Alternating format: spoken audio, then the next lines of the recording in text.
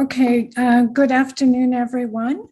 I would like to call the special meeting of the Ottawa Police Services Board to order for February 15th, 2022. On behalf of the board, let me start by apologizing for the delayed start to our board meeting today. It has been a very busy day. I want to start also by recognizing that Ottawa is located on the unceded territory of the Algonquin-Anishinaabe Host Nation. The peoples of the Algonquin-Anishinaabe Nation have lived on this territory for millennia. Their culture and their presence have nurtured and continued to nurture this land. The Ottawa Police Services Board honors the peoples and the land of the Algonquin-Anishinaabe Nation. Today, Ottawa is home to approximately 40,000 First Nations, Inuit, and Métis people. Ottawa's Indigenous community is diverse, representing many nations, languages, and customs. The Ottawa Police Services Board honors all First Nations, Inuit, and Métis people and their valuable past and present contributions to this land. We are currently broadcasting on Zoom and live streaming on YouTube.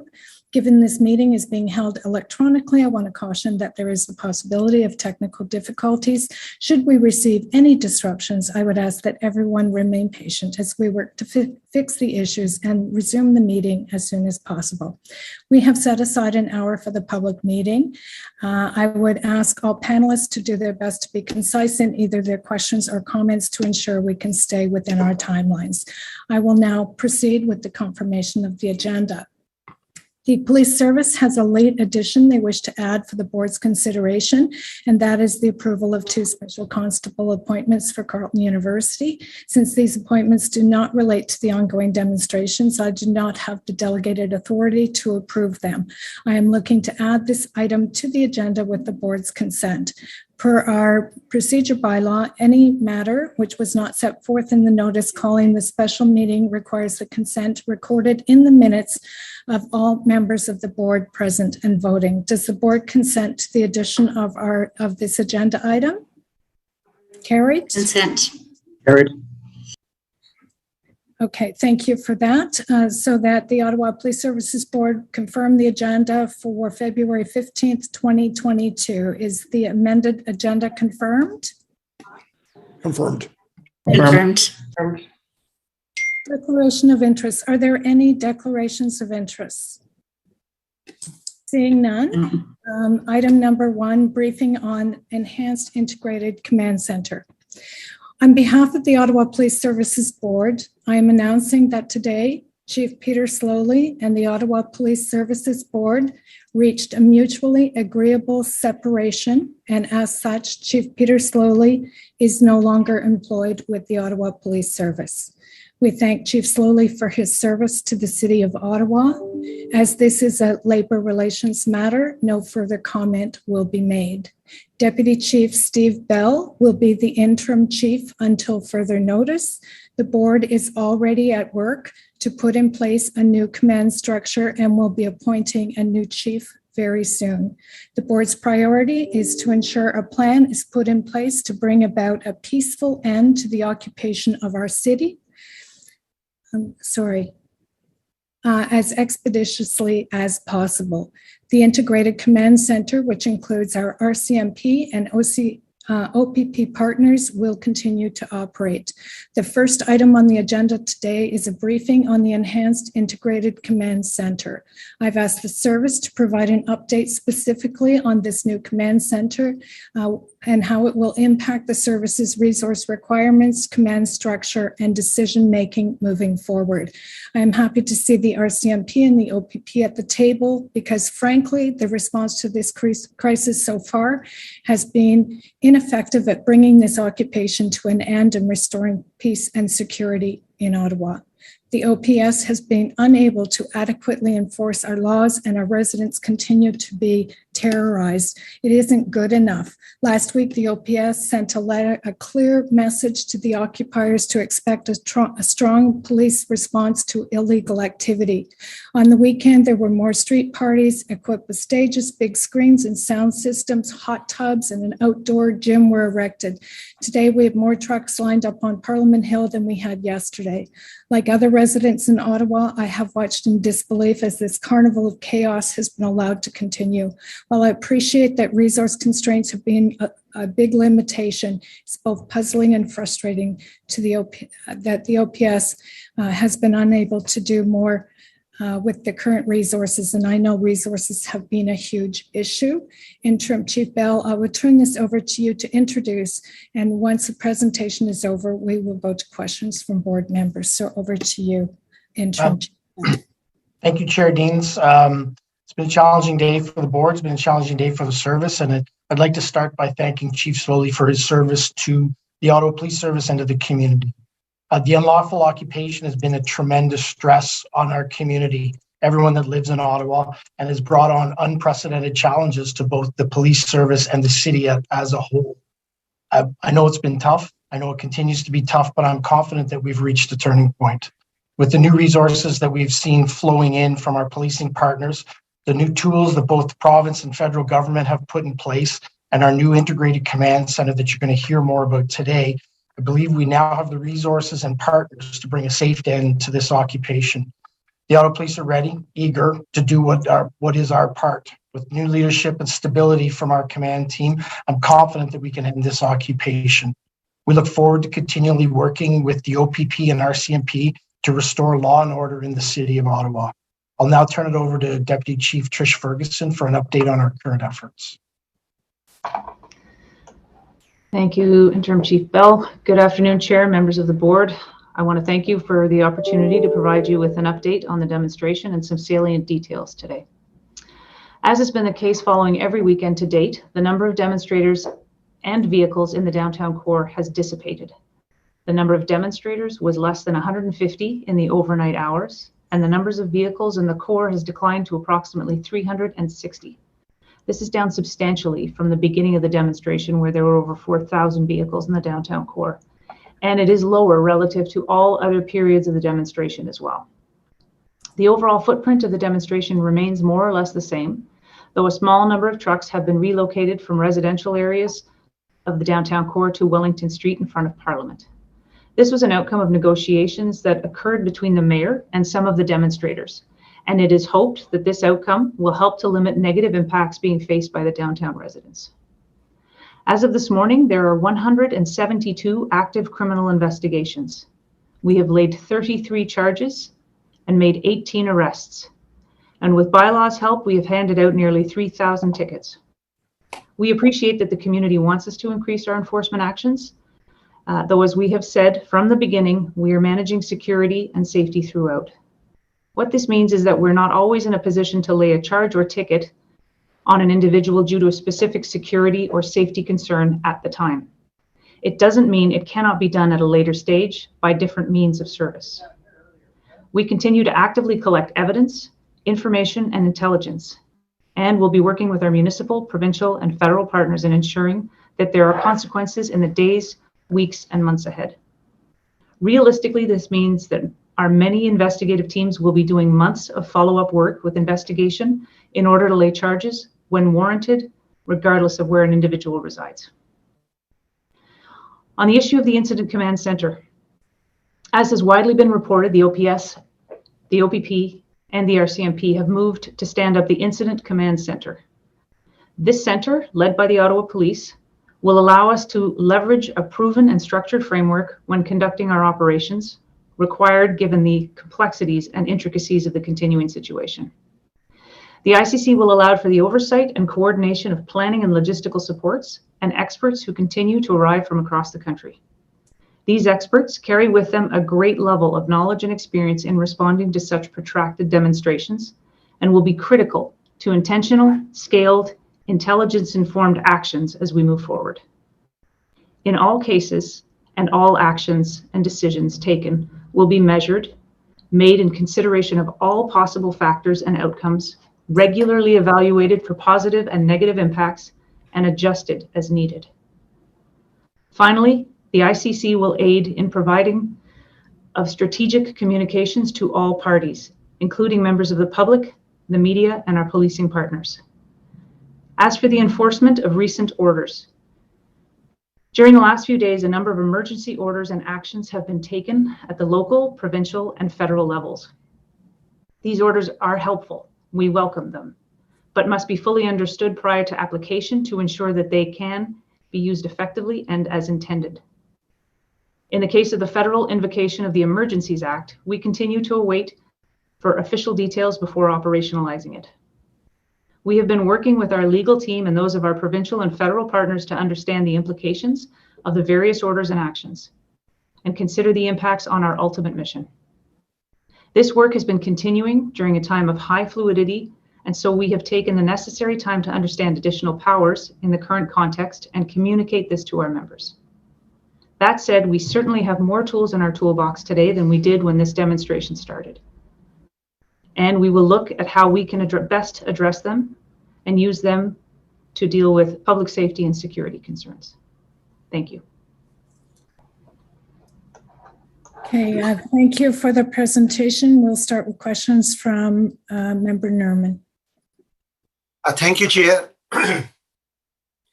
So, Acting Chief Bell, you have been part of the command team during the current crisis, which is ongoing. So I have a few questions, and I hope you can enlighten me on that. So we are on the 19 days into this illegal occupation. Do you think the residents of Ottawa are currently being provided with adequate and effective police services? Thank you for your question, Member Nerman. So from a legislative requirement or responsibility, absolutely. I do believe that we are providing adequate and effective policing. And I think based on the communication and partnerships we have with the OPP and the RCMP, we are increasing and improving our police service provision on a day-by-day basis. The geography of the occupation has shrunk over the last number of days.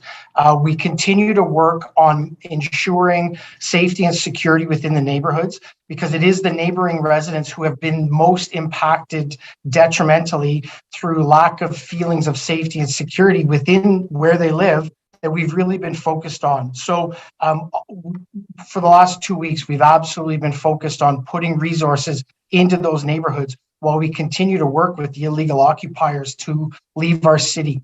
The assistance we've been provided by the RCMP and the OPP has been absolutely invaluable in helping us to develop and deliver a plan that you heard at a high level Deputy Chief Ferguson lay out, so that we can engage with the communities around the occupied area to ensure increased safety and security, and continue to work with the occupiers to ultimately have them leave the city. Thank you, Deputy Bell. My next question is, our Ottawa residents who have given on the police are now taking to the streets in large groups to confront and expel our illegal occupiers. Do you see this type of action as an indicator of a failure to provide adequate and effective police services? I've said from the beginning, I absolutely have an immense amount of compassion for the members of our community who are so detrimentally affected by this occupation.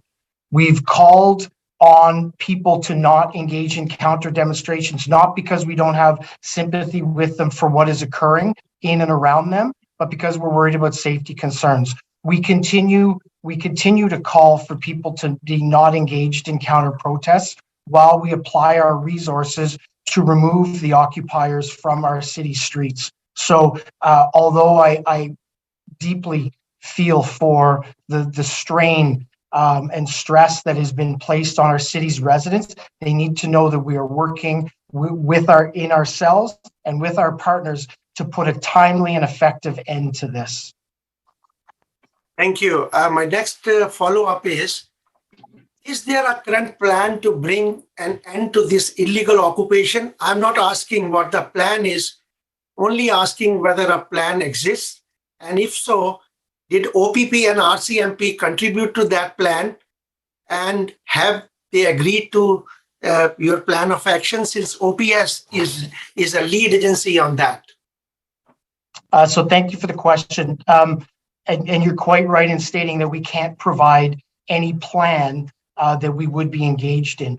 What I can let you know is, and I'd like to thank Commissioner Lucky and Commissioner Karik. They've sent some of their best people who have been involved in this type of incident in other jurisdictions to Ottawa to support our teams in developing the plan. I can absolutely assure you that we do have a plan to end this illegal occupation in our streets, and we continue to work with them to finalize, resource, and implement that plan and remove the illegal activities from the city. Thank you, Deputy. And my final final concern, during the first emergency board meeting, which was held on February the 5th, I asked former Chief Sloly, yourself and the planning acting Deputy Trish Ferguson about the blockades and highlighted the decision of the Supreme Court of Canada in Clayton case, which discussed at length the powers of the police in common law for putting the blockades and was, and I also further asked whether there was any planning or intelligence failure on the part of the OPS. Now, after the convoy provided advance notice to of their intentions, why were occupiers permitted to gain access to the downtown core? And specifically on day 3 of this convoy, the OPS said that they had no right to put up the roadblocks to restrict movements of convoy into the city. Do you stand by that view? Do you now agree that the police do have the power to put the roadblocks in place where appropriate? And finally, I'm sorry. Sorry, go ahead. That's fine. Sorry, I didn't mean to cut you off, Member Norman. Finish the question though. And the final is, do you have an explanation why and how you did not know that at the start of the convoy and especially on day 3? So thank you for the question, and my apologies again for intervening in it. So as we outlined in the previous board meetings, we approached this demonstration in the early days based on the intelligence that we were receiving and based on the history and unfolding of prior demonstrations that we'd seen within our downtown core. Although we completely support, and I know that there's been a motion made at council to ensure that there's a review done in this, we will actively participate in that to look at lessons learned and how we can refine how something like this would unfold in the future. We continue to work with our legal experts. We continue to work with our Crown Attorney's Office to exercise absolutely every lawful authority we have to end this occupation. As we go through it, there's lessons to be learned. There is no doubt in my mind. We will learn those lessons, but I would like to focus on those once we have these illegal demonstrators out of our streets, out of our city, and our residents own their city again. Thank you. Just follow up. I just want to know, do you agree that the police have the powers to put the roadblocks in place where appropriate? Even at the commencement of the convoy, in the middle, and even now. Do you agree with me, with your position or not? So Member Nerman, as I indicated, we will continue to use every lawful method that we have in order to remove the demonstrators from our streets. What we did on the first days and what we can do now, we will use our legal authorities to make sure that we don't allow more people to enter our downtown core and that we remove them as expeditiously and quickly and safely as possible.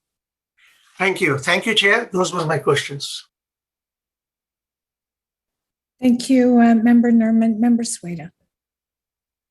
Thank you, Chair. I just wanted to say that I'm saddened to hear about Chief Sloly, and I want to thank him from the bottom of my heart for all of his service to the city.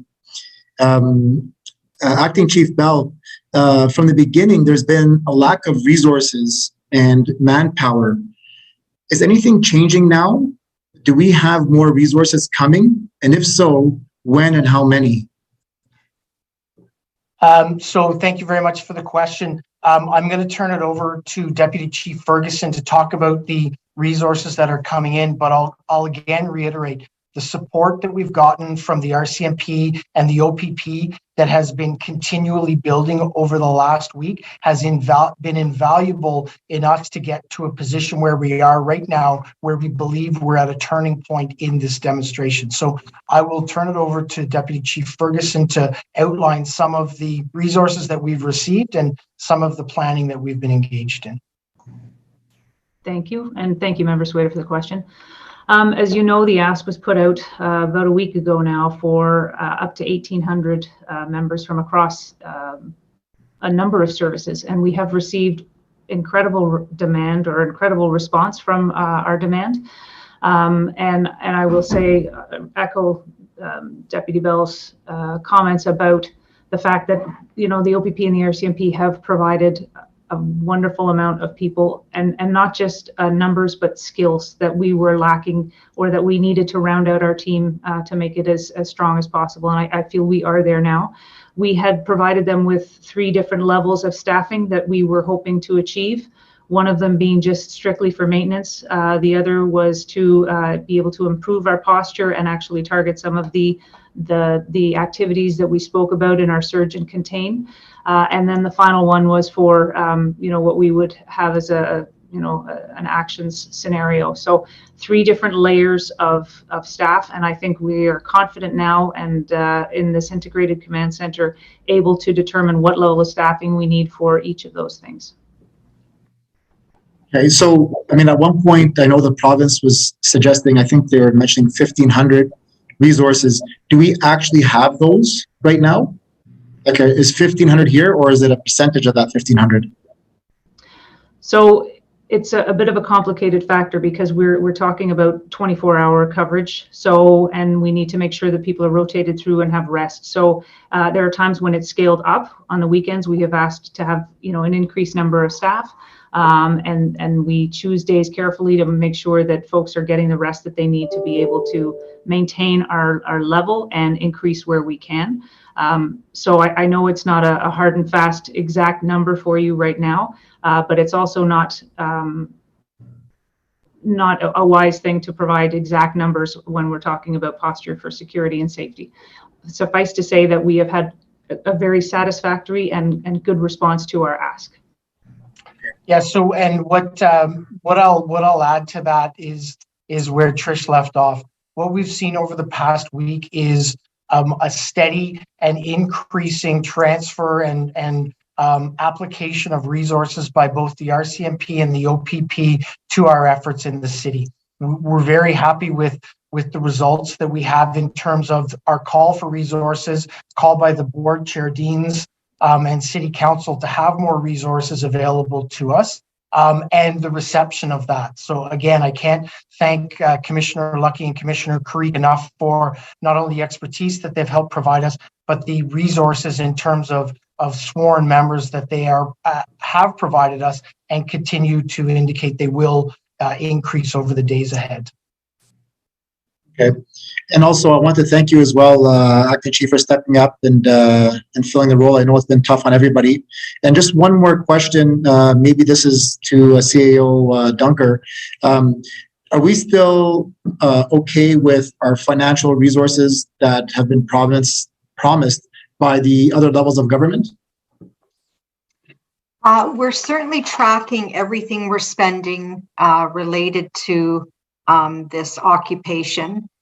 We expect invoices from the OPP and the municipality, and we will sort out the cost recovery mechanisms as we move along, because we're in, you know, pretty early days of this from a financial recovery perspective.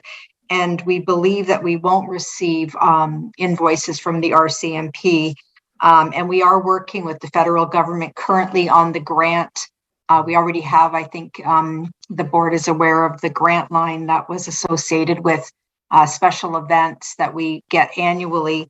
So there's already that conversation going on in terms of recovering additional funding through that process. So as I mentioned, it's early days, but we are tracking every cost, and we will bring that as part of our update, our financial update back to the board. I believe it's in March or April. And finally, do we have an average cost per day, an estimate of what it's costing us?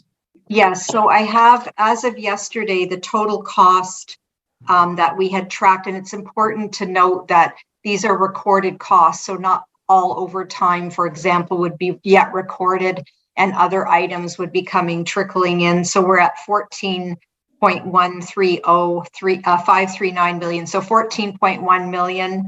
That does not include the RCMP costs if they were to invoice us. So that's for the OPS costs plus forecasted costs for the OPP and municipalities and all OPS costs. So that works out to about 785,000 per day. And as additional officers join, those costs will be going up. So that was what we tallied as of yesterday. Okay, thank you very much, and thank you, Chair. Thank you, Member Sueda. Interim Chief Bell, I think we should clarify in terms of the resources that, we're pretty happy with how they're flowing into Ottawa now and that more are coming and it's making a huge difference. But I don't want to leave the impression that after we made that ask last Sunday or Monday, whenever it was, that those resources came in the way we expected, because they were very slow. And I think we just have to be very clear with the public that, yeah, we're doing really well now, and we can see that we're at a turning point, but that was not initially the case. So if you could just confirm that. Yeah, thank you for that clarification, Chair Deans. Absolutely. We made the ask about a week ago, and it's taken time through planning and resourcing to actually get those boots on the ground in Ottawa. We are not at the 1,800 number yet. We haven't seen that realized, but we continue to work with our partners in the OPP and the RCMP to make that a real fact in our city. So what we have seen is an increase, a steady flow of bodies into our operation that are deployable, but it was not immediate, as you indicated. And would it be fair to say that the escalation of resources into this community for assistance with this occupation came about at the same time as the integrated command new structure was put in place? So I think it's fair to say that the integrated command center that we've established with the OPP and the RCMP has been of great benefit for us to track the resources we have, allocate the resources that we need, and bring them into the city. I don't think it is because of that, but what it has done is has added capabilities to the operation for us to be able to bring resources in, properly deploy them towards efforts that we are undertaking to end the occupation. Thank you for that, Interim Chief Bell. Member Meehan. Thank you, Chair, and thank you, Deputy Chief. I guess the question is, I think, for a lot of folks in the city who are really beside themselves, what's going to change now? When are we going to see action? And I don't expect you to give us a detailed schedule, but when can we expect those rigs and the pickup trucks and some of the paraphernalia that are downtown? When can we expect that to be action to begin to move that out? So it's as I indicated early on, we won't lay out our operational plans in a public forum. We will brief the board, as is our responsibility, in an in-camera session at the appropriate time. What I can tell you is there is absolutely a plan that has been developed through our partners at the OPP and RCMP to have an integrated approach and response to ultimately end the occupation in our streets. So that plan continues to be refined and developed and exists. And when is the appropriate time, we will brief the board on the execution of that plan. Okay. We saw in Windsor, when the Emergencies Act was announced by the Premier, the authorities down at the bridge sent out flyers to all the people who are protesting and blockading the bridge. And it laid out the penalties that were going to be, meted out if the protesters did not leave. And that information, I think, did a good job of informing people and encouraging them to leave. Are we going to prepare something similar here? Because we know that a lot of the people who are occupying are getting information not necessarily from mainstream media. They don't know exactly if, in fact, the federal measures that we're going to bring in, they don't know about what that actually means. They don't know about the Emergencies Act.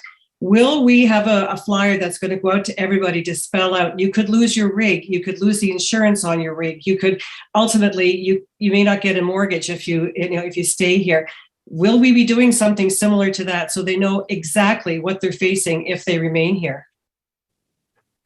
So what I can let you know, and I'll turn it over to Trish Ferguson to top up on anything that she wants to once I'm finished. What I can let you know is from day one of the occupation, we've let people know jeopardy that they have around this. We've gathered information around who is here so that at the ultimate end of this, we can actually apply jeopardy. There can be penalties associated with the illegal occupation in our streets. We continue to work, the commanders that worked with the OPP and the RCMP in Windsor, we have access to and we continue to rely on in order to build and develop our plan. We've been clear with the protesters through verbal communications, through Twitter, through mainstream media, through all of our communication channels. You cannot be in our streets. You need to leave our streets.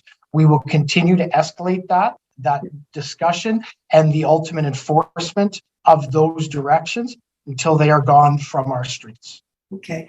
We're going into Family Day weekend here. The Rideau Centre has been closed for 2 weeks. People have been, forced to stay in their homes.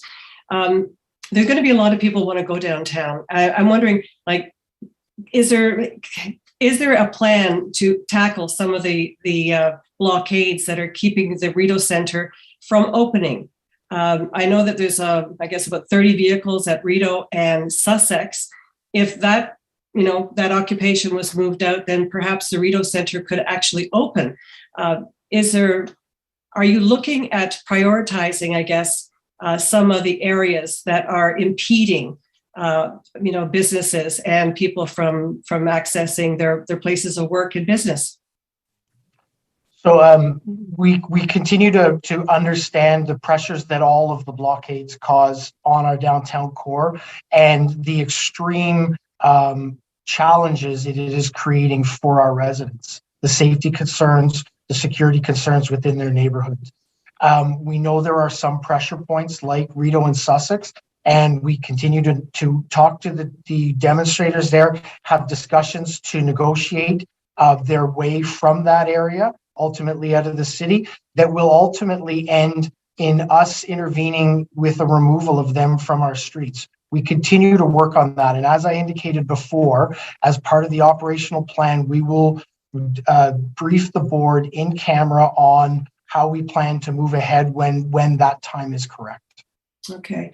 I appreciate that. Do you have a timetable? Off the record, or so here's one of the challenges. We're not off the record here. We're in a public meeting, and it would be your response. It's an old term, but I mean, just say yes or no. Is there a timetable? We have an absolute plan on how we wish to move ahead to end the occupation of our streets. Okay. Back in 2014, when we had the terrorist attack on Parliament Hill, we saw a surge of Mounties come in to reinforce the parliamentary precinct. Is there any plan like that in the works this time? So we, as I've indicated a couple times, that we continue to work with our RCMP and OPP partners. As Chair Deans rightfully pointed out, we saw a trickle of resources come in the early days. We're increasingly seeing our access to resources grow over the days as we engage in the integrated planning in our integrated command center. There is nothing that I've been told, nothing that leads me to believe that we don't have everything but absolute coordination and cooperation with both the RCMP and the OPP to release resources for us to get these people out of our streets.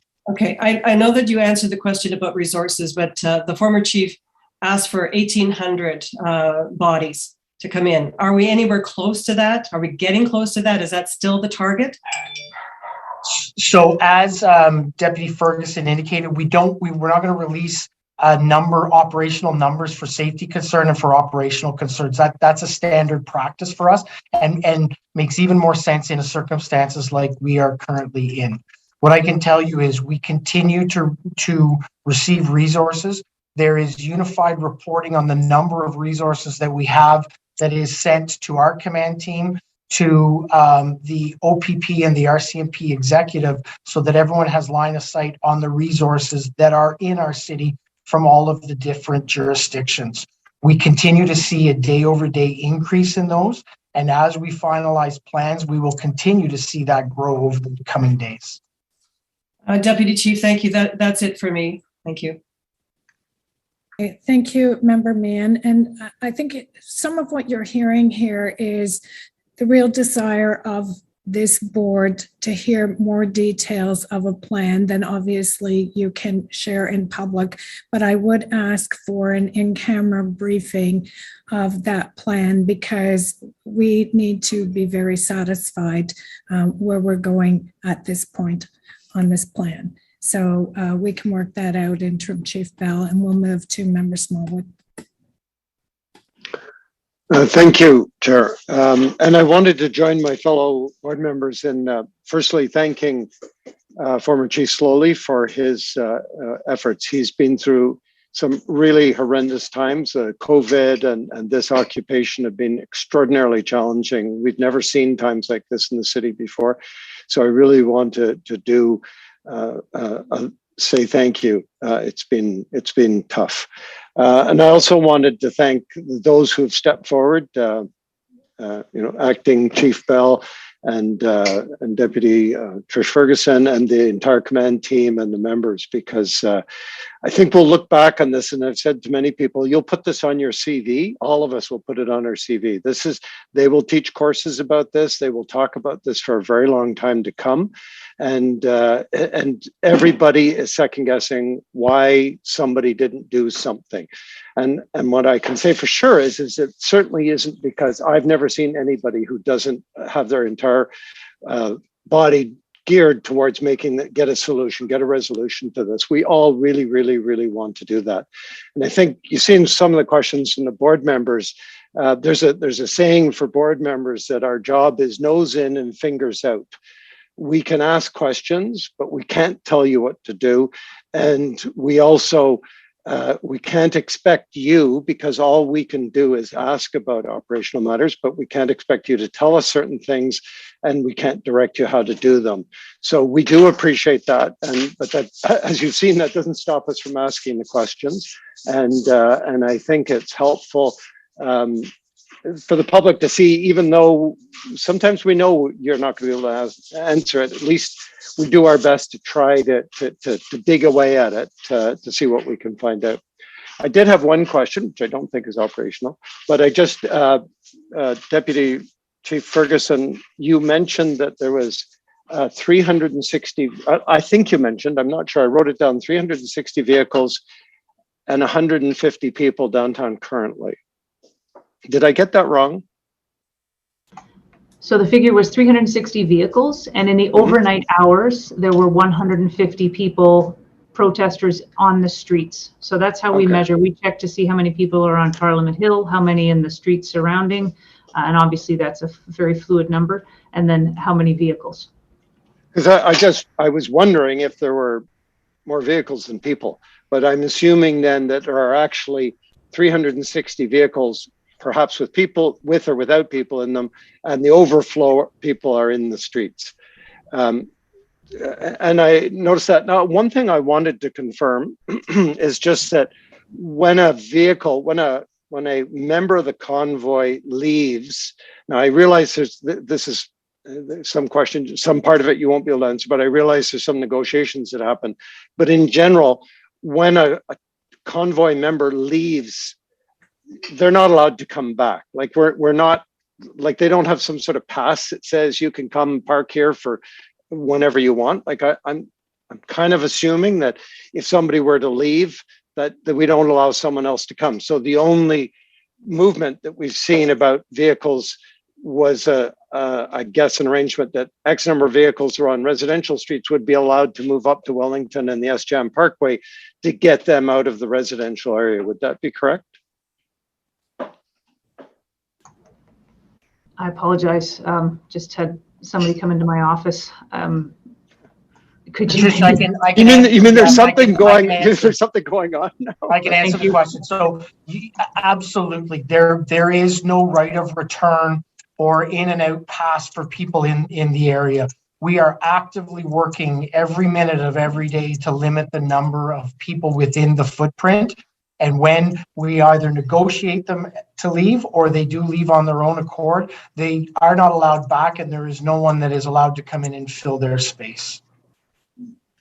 And we've seen success in that over the last number of days. The numbers that we're reporting today are the smallest number of vehicles within the red zone footprint that we've had since the beginning of the occupation. We have more work to do, absolutely committed to do it, but we are seeing a decrease in numbers.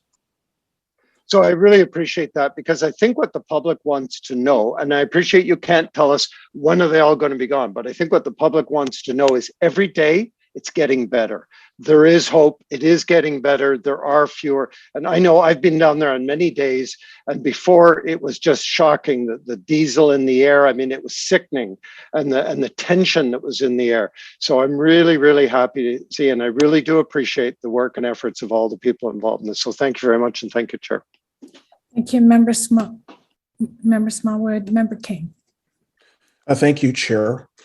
Under Section 4.1 of the Police Services Act, the municipality must provide adequate and effective policing concerning public order maintenance and emergency response.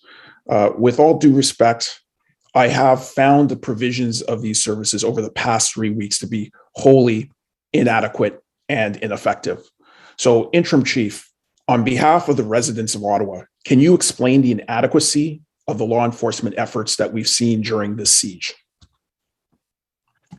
So we've had multiple discussions in this forum about the challenges that we were seeing in this unprecedented demonstration in our city, and not only in our city, but in other jurisdictions across Ontario and across Canada. So the plans that we put in place are exactly that, to create public order and to make sure that our members of our community feel safe and secure in the city in which they live. We continue to build capacities through our partnership with the OPP and RCMP to have the capacity to take our streets back. We have absolutely developed the capacities and have developed the plan to actually go into and execute and affect that return of our streets. So when you ask about adequate and effective policing, I did answer that question earlier. I do believe that we have provided adequate and effective policing, and we will continue to support the community's need to feel safety and security in the place they live while we remove these unlawful and illegal demonstrators from our streets. Well, Interim Chief, I would beg to differ with you, and I'm certain many residents would also beg to differ on that. We've seen, a scenario where the lack of police action has been inexplicable for many of our residents. We've seen the idling trucks, we've seen the idling generators, we've seen the assembly of jumbotrons, bouncy castles, barbecues. Most dangerously, we've seen fuel dumps full of gas, diesel, and propane canisters. People are being harassed in the streets. They can't go into stores. They're unable to enjoy any semblance of a normal life. Supply encampments remain in operation, and residents have now taken on the dangerous work of enforcement and resistance in their own hands. So I have to say that I don't see that effective and adequate policing here. We've heard from others, including the Minister of Public Safety and Emergency Preparedness, who is a former Toronto police chief, who has also said the lack of police action has been inexplicable. And I'm saying, as a member of the Police Services Board, that the lack of police action has been inexplicable. So, Interim Chief, even if there has been inadequate resources to address this crisis, Why haven't there been the basic probative enforcement exercises to address the most blatant violations of the law? Maybe en masse, it's going to take time to deal with the situation. But there have been many situations, many instances where action could have been taken. So I'm just wondering, why weren't actions taken? As example, we see the corner of Rideau and Sussex. We see the War Memorial. Why haven't specific actions been taken in terms of those incidents? So what I'll start with is there's already been committed to a review of what led up to the point that we're at today around this demonstration. We welcome that. What I can sit here and commit to you is a substantive plan forward, actions forward to end the demonstration within our city. We know that over the past number of weeks, several of, if not all of those safety concerns that you've identified have existed within our streets. They have been completely unacceptable. We have, from the early days, identified that we needed the resources to be able to access to safely stop these demonstrations in our city. The board, through Chair Deans, the council, through the mayor, have actually advocated for us to receive those resources. And in those resources, in turn, we've been able to bring in partners from the OPP and RCMP to work collaboratively together to build a substantive, definite plan that is properly and adequately resourced to ultimately end this occupation. We will continue to work towards that plan to end the occupation in our streets so that we see no more of those unsafe activities. Well, with the new integrated coordination amongst agencies, if there has been an accelerated tempo of incoming resources, when will we see an accelerated level of enforcement in order to address the illegal occupation? So I think over the past number of days, you've already seen an increase in the enforcement activities of our members in a more coordinated and strategic way that is directed towards ending the occupation. As we continue to roll out the plan to end the occupation, you will see an ongoing increase in that.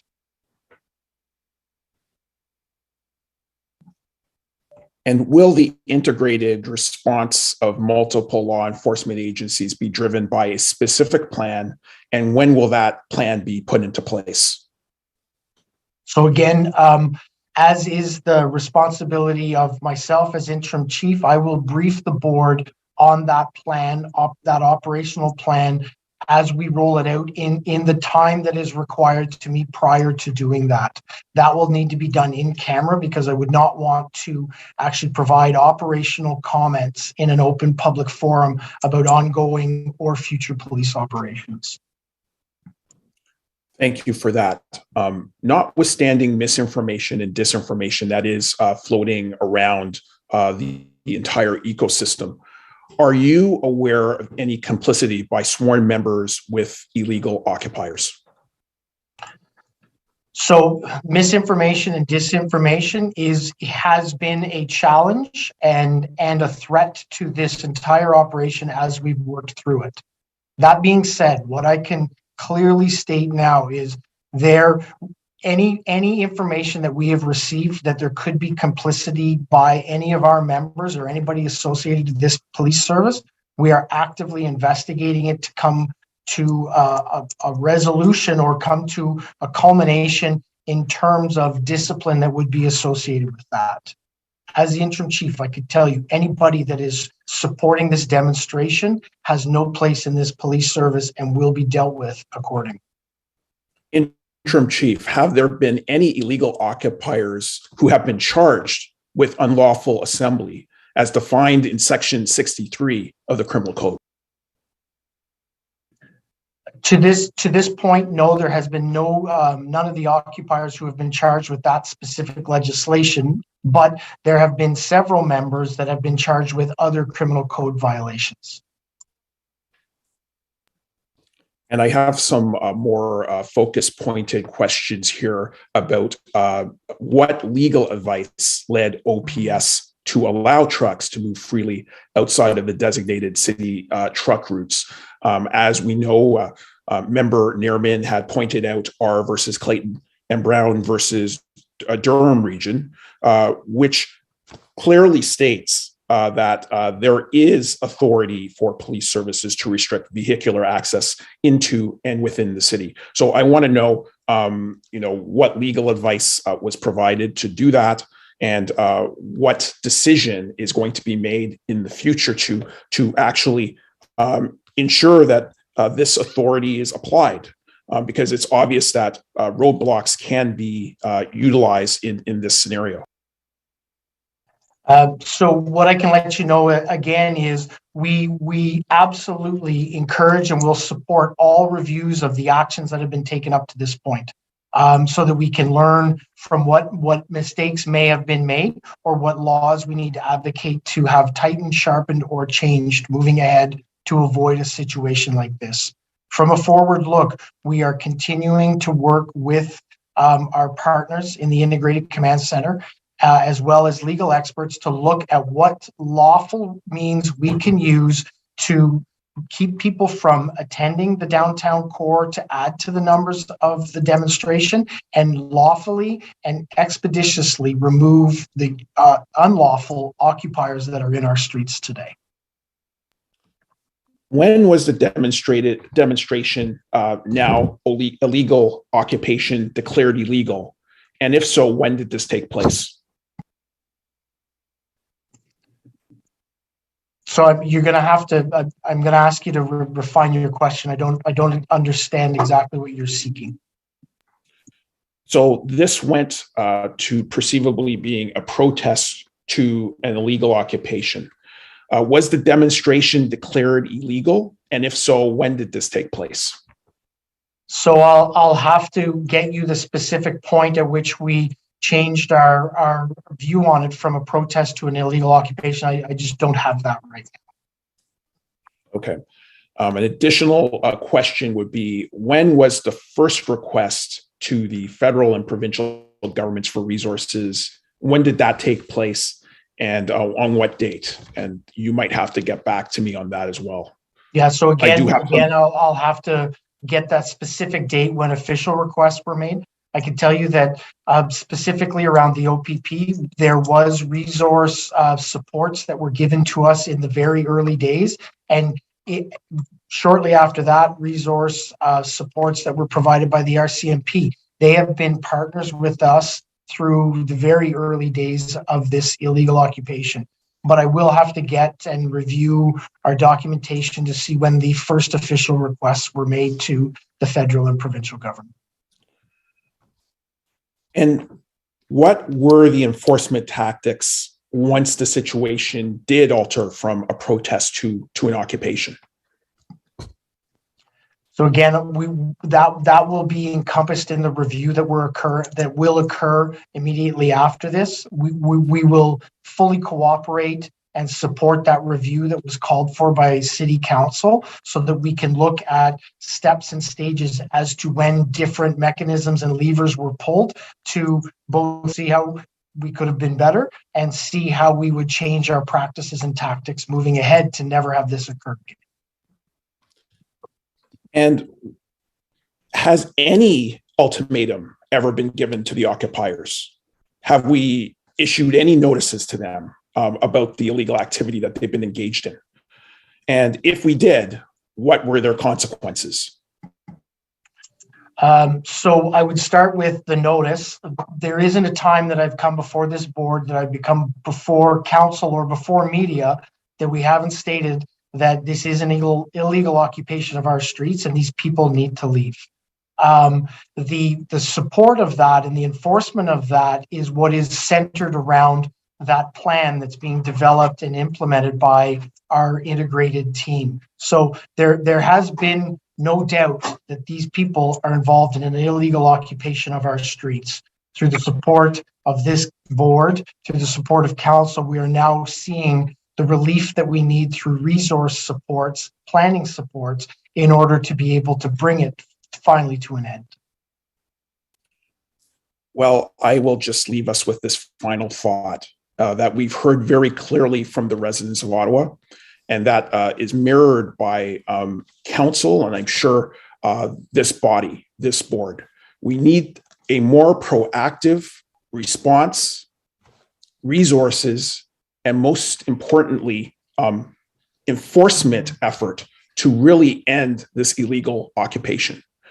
That's what we need. And we need a very clear timeline. We need a plan. And we need to present that relatively quickly as possible to the residents of Ottawa so that we can get to a resolution of this situation that rightfully has really is undermining trust in our public institutions, that's undermining trust in everything that is occurring in the city, and is erasing the idea of normalcy in the city. We need to bring this city back to normal.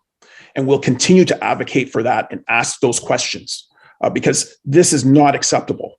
And people out there, and I agree with them, do not consider this adequate and effective policing. They want to see that restored, and they want to see results. And so we'll continue to ask those questions. Thank you, Chair. Thank you very much, Member King. Member Johnson. Thank you, Chair. And I'll just add to Councillor King's comments. I too want to see our city back, our residents with their lives back as soon as possible. I would like to thank past Chief Sloly for his work and leadership during a very challenging time. May I also thank you, Acting Chief Bell, the other members of the command team, and all of the OPS members for all that you have done and will be doing to end this occupation.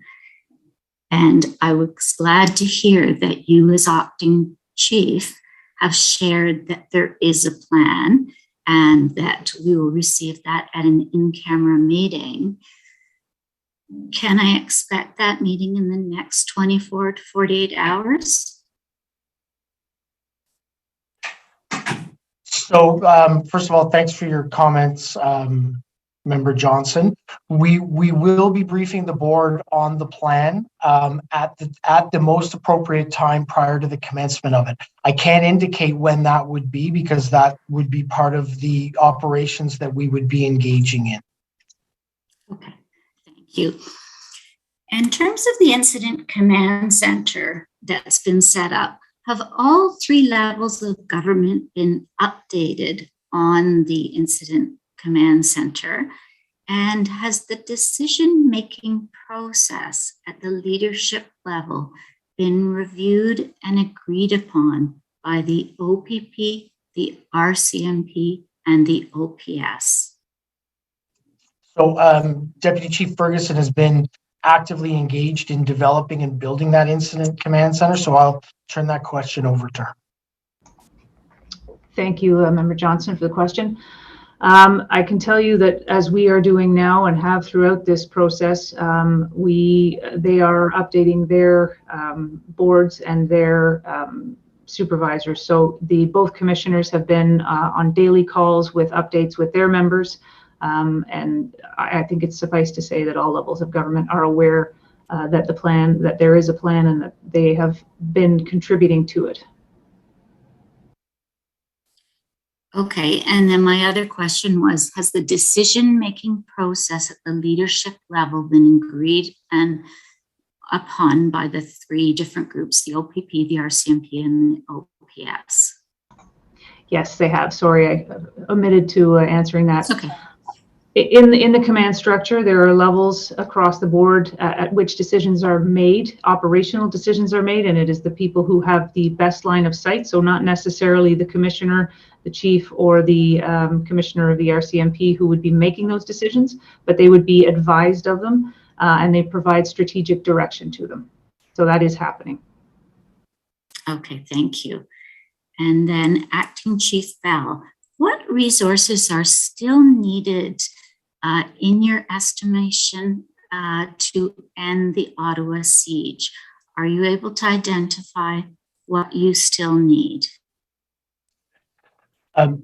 So again, based on the need to not disclose all of our operational tactics in a public forum, what I can tell you is the resources that we are requiring to implement and execute on this plan are being coordinated and arranged through our incident command center. There will be more and different resources that we'll need that I won't go into specific details on what they are in a public forum, but they are being identified and arranged to be accessed.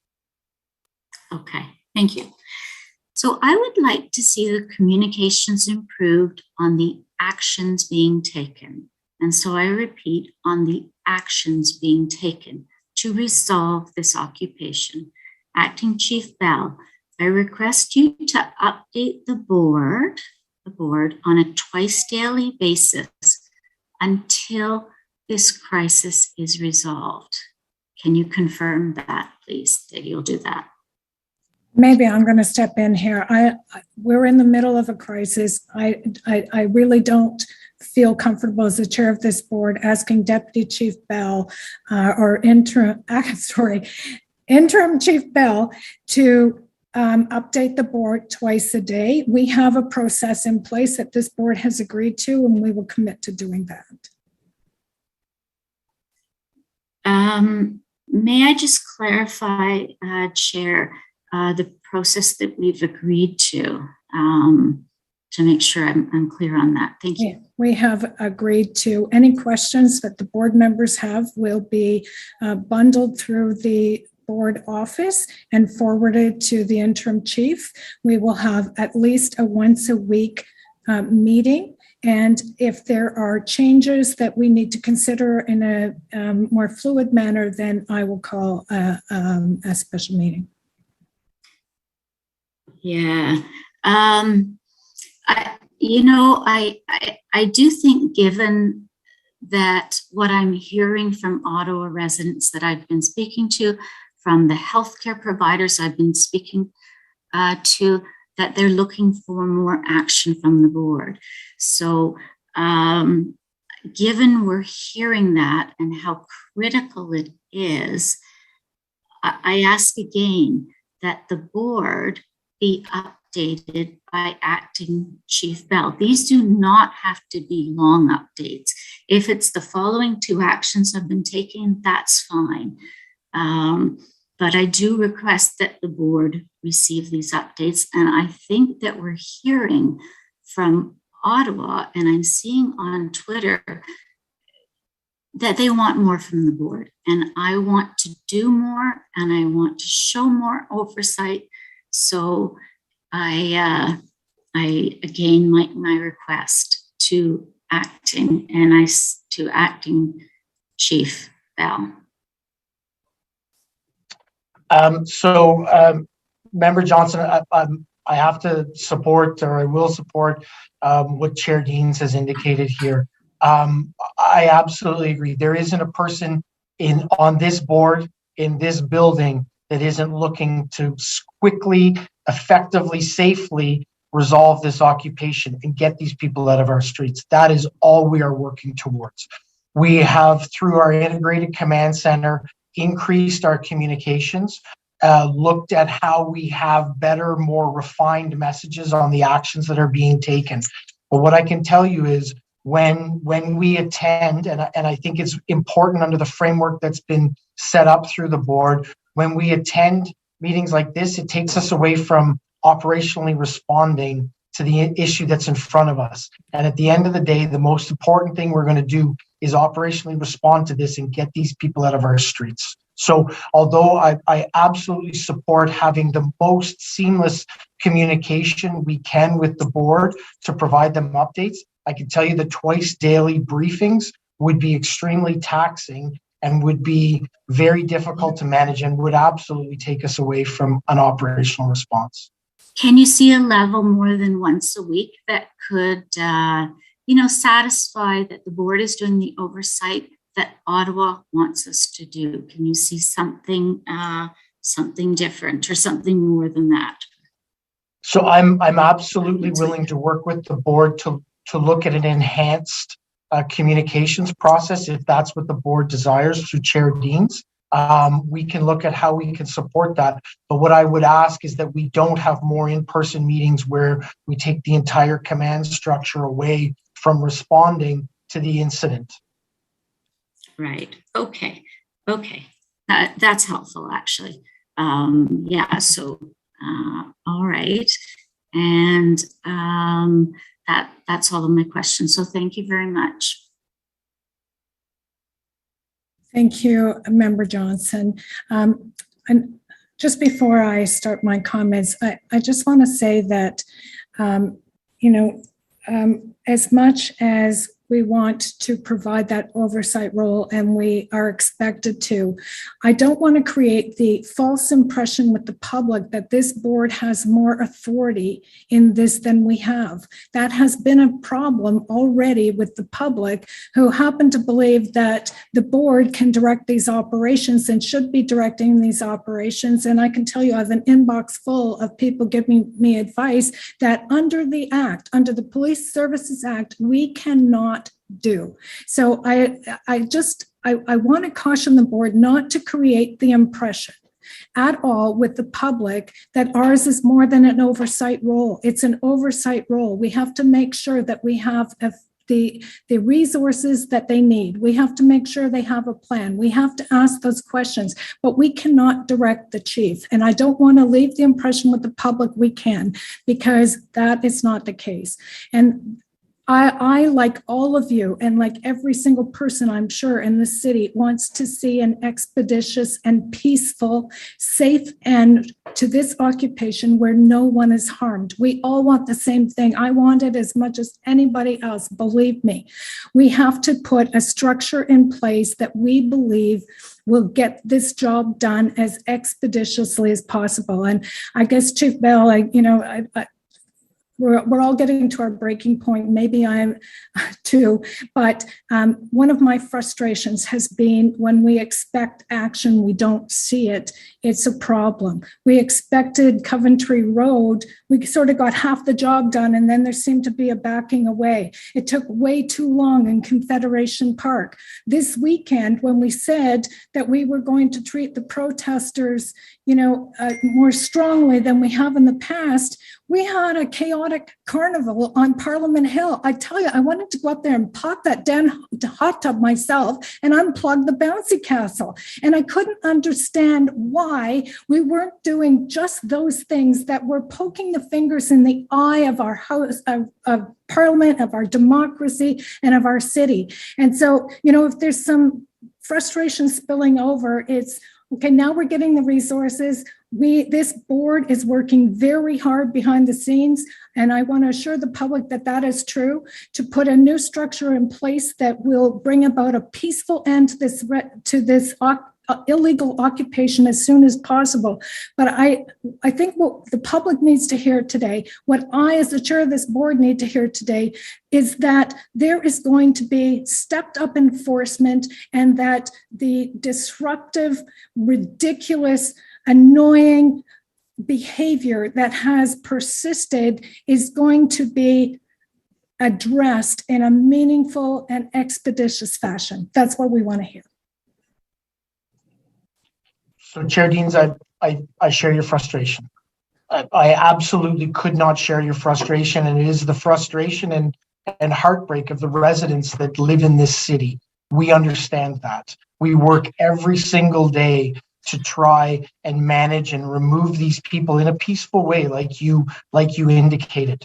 The structures that we have brought in, the dedication of our members and the members who are coming to our city to actually remove these illegal occupiers will be what ultimately ends this. You've heard Trish talk today. You've heard myself talk today. We have worked with partners from the RCMP and the OPP who are experts in this, who have dealt with similar, not to this scale, but similar type occupations in their territory, to bring their best information, their best reasoning, and their depth of experience into our house, into our city, to come up with a plan that will ultimately remove these people from our streets. I believe we are working on and have almost finalized that plan. With that plan comes resourcing requests that you yourself have asked for, and we're seeing fulfilled as we move ahead. Everybody wants the same thing. These people need to leave. They are not welcome in our streets anymore.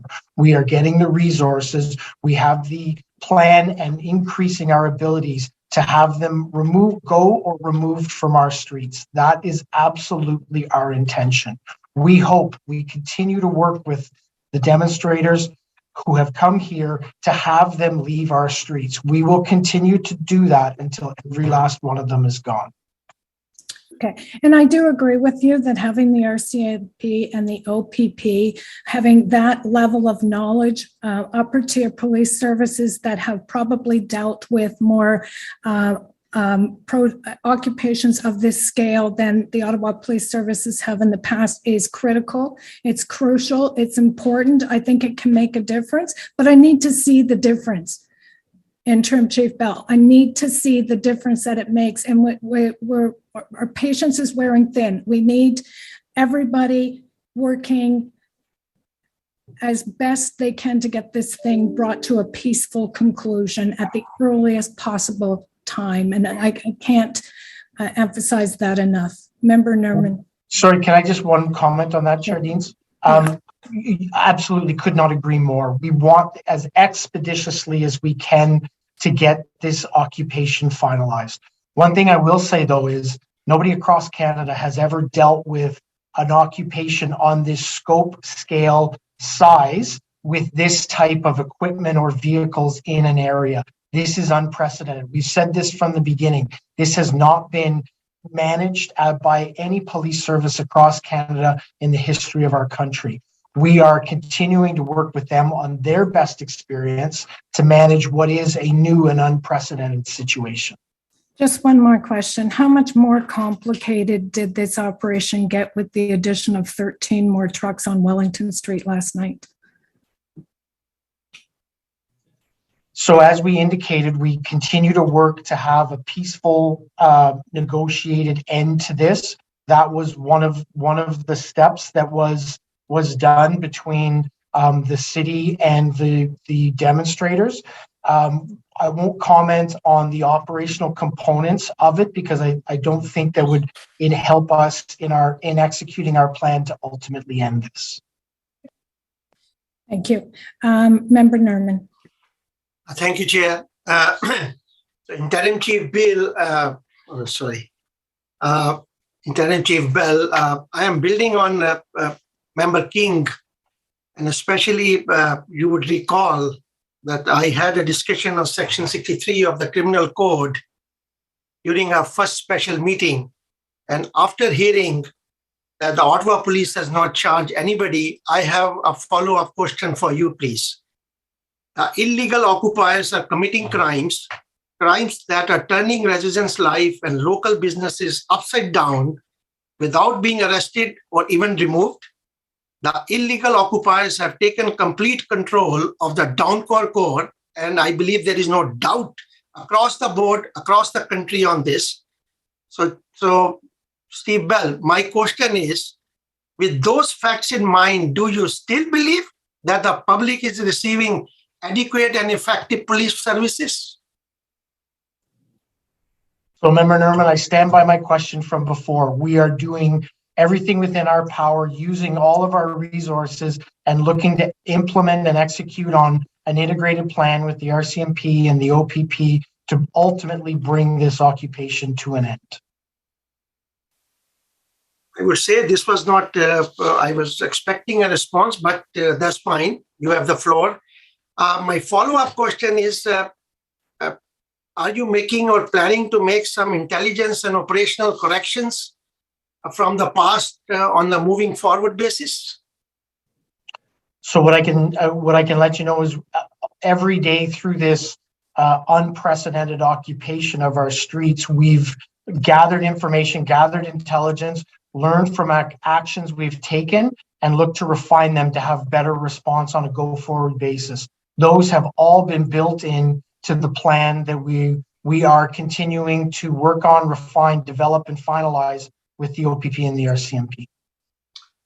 Okay, thank you. And before I leave, I would like to place on record the thank you to all the OPS, OPP, and RCMP frontline officers, including paramedics and the fire and the civilian employees who have been in service, including our former chief, Peter Sloly, and yourself for stepping up and taking some hard questions from us. Thank you. Thank you, Member Nerman. Member Meehan. Thank you, Chair. I'll be pretty quick. Interim Chief, I think Diane's emotions sort of set a lot of our emotions rolling as well. We didn't want to be overly emotional. We wanted to be very practical and get to the point of a lot of the plans. But I have to say, as a resident of the city, I firmly believe that the majority of the rank and file of our service are trying to do the best job they possibly can. But I am baffled and confused and really frustrated when I see videos and I hear anecdotes of officers who are yucking it up with some of the protesters and saying that they support the cause, and often sometimes are assisting them in some of the illegal activities like moving cans around. Can you just explain to the residents of Ottawa why this is happening? And do those officers really realize the damage that they are doing to the reputation of the Ottawa Police Service in this city? I realize that we have all different views. We come from, we approach things differently. But when it comes to the police service, we expect them to uphold the rule of law and to protect and represent the citizens, not the illegal occupiers. Do they understand exactly what has happened here and the long-term damage that's going to be done to the service because of this? So I want to focus on the last part of that answer first. The vast majority of the members of this police service are out there every single day trying to restore law and order to the community. And that's what I said, and I agree. That's why I know you did, but I think it's very important that it cannot be understated. They are out there working with partners from across the country and across the province, other municipalities, to try and restore law and order in this city. They are as frustrated and they are as passionate about ending this as every member of this board is, as every member of this community is. I don't think we can ever lump everyone together and not say that the vast majority of our membership is working day and night to try and end this in the best, most lawful, most expeditious way that they can. For those that are not, there is no place in this police service. I have said that before, and I will say that again. Supporting illegal demonstrators, illegal occupiers in our streets is not part of our core values. You have my commitment and my word as interim chief that we will investigate every single one of those and to the fullest extent ensure that those people are not part of this police service. I thank you on behalf of the citizens of the city for that, because it has undermined the confidence that a lot of people have in the police service, and that as a member of this board distresses me because we know that the majority of the police service care deeply. But I just want to address a rumor that was going around, and that was that we were told that the service members were told just to keep the peace and not to step in and not to take any risks at all. I think I asked the chief that a couple of weeks ago, and he said that wasn't true. But is it in fact that is in fact the case? That's what's happened, right? That is not what's happened, member Meehan. The officers are given the authorities that they have to intervene within the demonstrators and given the guidance and discretion to intervene in a lawful and safe manner. We have to be considerate of officer safety with exactly the atmosphere that Chair Deans explained. There are pockets within this, and our officers have been involved in enforcement activities where they've been swarmed. So as we've asked for more resources and as we've been provided more numbers, we now have the ability to increase our enforcement activities to ultimately end it. There has been no complacency. There has been no direction given that members should not enforce the laws. There has also been instructions given that they have to do it within the bounds of officer safety. Okay. Now that I've gone this far, I'll just ask the other one to address the last rumor, and that is that several plans have been presented to the executive of the Ottawa Police Service. They were rejected, and we were told that because we did not have a plan, that's why we weren't offered the resources that we required earlier. So what I can let you know. I don't know that we should be dealing in rumors in this forum. Just a yes or no, Chair, because it is out there and there is some concern about what that. I can let you know is we have absolute support of our partners to develop and staff a plan to ultimately bring an end to the occupation. We continue to work on that. We continue to access staffing and resourcing to execute that plan. Thank you. Thank you. Thank you, Acting Chief. Thank you. Thank you. I know we want to wrap up soon. I have a couple more questions, and I see Member King does, and then I think we're going to hold it there. Interim Chief Bell, you said in response to a question earlier that once a vehicle has left, it's not allowed to return. I have received several messages from members of the community saying that is not factually correct. So I'm wondering if you can at least assure us that going forward, no vehicle that leaves will be allowed to return. We are working every day, Chair Deans, to shrink the footprint. I'm not sure of the information you're receiving or the specific accounts, but I can tell you that we are actively have resources that are deployed. It takes several resources to keep the footprint where it is, and there is no in and out privileges that we're allowing in the demonstration.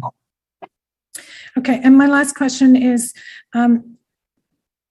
Interim Chief Bell, would you agree with me that there has been a colossal failure of intelligence and that we need to take immediate steps to make sure that intelligence gathering is better, not just for this, but going forward to the future? So no, I wouldn't agree that it's been a colossal failure of intelligence. We have received intelligence ongoing through this. We have had our intelligence networks continuing to gather information. Where I will agree with you is in this specific area, which is an area that has been unknown to us previously to this, we actually have to look at alternative and better ways to collect better, more timely intelligence information to be able to respond to what's occurring. We have developed some of that capacity in the last number of weeks as this has unfolded in our city, but we did have an intelligence network that was established. We did receive some intelligence on what was occurring or what could occur, and those steps have been taken and improved and enhanced on as we've progressed through this.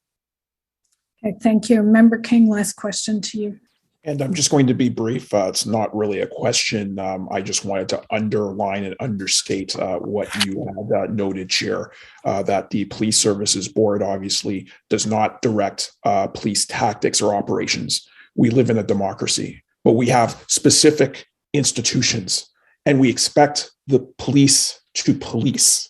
We have institutions, and we know that the police service under the Police Services Act is empowered with resources, the powers, and the duty to enforce the law. So what we've heard very clearly from residents is that they want, and we collectively want that task undertaken so that we can end this illegal occupation forthwith. And the last item I'll leave you with is I did submit questions over the weekend of operational nature. I'll be submitting more questions of operational nature after this meeting, and it will be my expectation to have those questions answered in a timely fashion. Thank you so much, Chair. Thank you. And Member Nerman, we only have a few more minutes for this meeting. Is this urgent? Because I was cutting this off. Just a very brief comment. And again, I am coming to Interim Chief Bell on his adequate and effective police services. What my experience is, I am 60 years, that whenever the community, members of the community, they come on the road and they try to enforce the law with no respect or no faith in the police, that is the end of it. So instead, in spite of that, this weekend we saw how on Elgin Riverside, they were stopping the protesters to go to the downtown core. And in spite of that, if the words is coming that police was providing or is providing adequate and effective services, I won't take that. But thank you. That was my comment. Okay. So received on the update, received? Received. And then item number 2, the appointment of special constables, Carleton University, that the Ottawa Police Services Board approve the appointment of Carleton University employees Jamie Baldry and Mark Prince Cox as special constables pursuant to Section 53 of the Police Services Act in accordance with the terms and conditions set forth in the attached approval of appointment form. Is the item carried? Carried. Carried. Thank you. This concludes our public agenda. I would now call for a motion to adjourn. Member Meehan? Motion All to those adjourn. in favor? Carried. Thank you very much, everyone. Be safe out there. Have a good day. Thank you.